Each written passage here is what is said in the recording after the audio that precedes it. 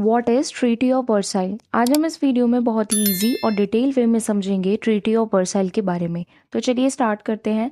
Treaty of Versailles एक piece agreement था जो 28 जून 1919 को साइन किया गया था, जिससे वर्ल्ड वॉर वन ऑफिशियली ख़त्म हुआ।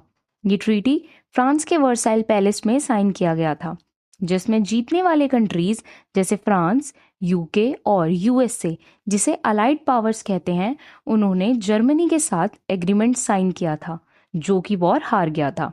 अब ये कुछ मेन पॉइंट्स हैं इस ट्रीटी के, जिससे हमें ये ट्रीटी और अच्छे से समझ आएगी। Like first point is territorial losses. Germany को अपने कुछ इंपॉर्टेंट एरियाज देने पड़े।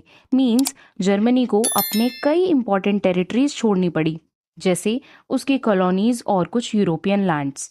सेकंड है मिलिट्री रिस्ट्रिक्शंस।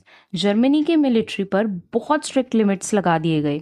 उसके पास सिर्फ 1 लाख सोल्जर्स हो सकते थे।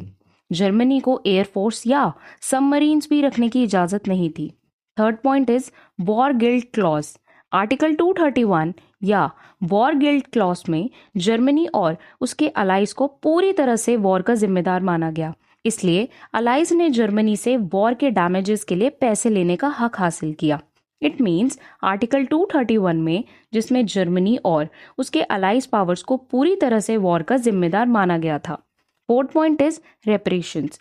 जर्मनी को अलाइड पावर्स को वॉर की वजह से हुए नुकसान की भरपाई के लिए बहुत सारा पैसा देना पड़ा, जो जर्मनी के लिए फाइनेंशियल बर्डन बन गया। Fifth point is league of Nations.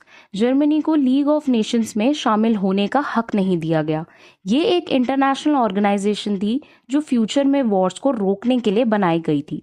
काफ़ी लोगों का मानना ये है कि ट्रीटी ऑफ वर्साइल काफ़ी कंट्रोवर्शियल थी। बहुत सारे जर्मन्स को लगा कि ये उनके साथ बहुत ज़्यादा नाइंसाफ़ी हुई है। ऐसा कहा जाता है कि इस ट्रीटी ने हिटलर को पावर में आने का मौका दिया और वर्ल्ड वॉर 2 की शुरुआत की। ऑलराइट, तो this is all about the topic treaty of Versailles. Hope you like this video.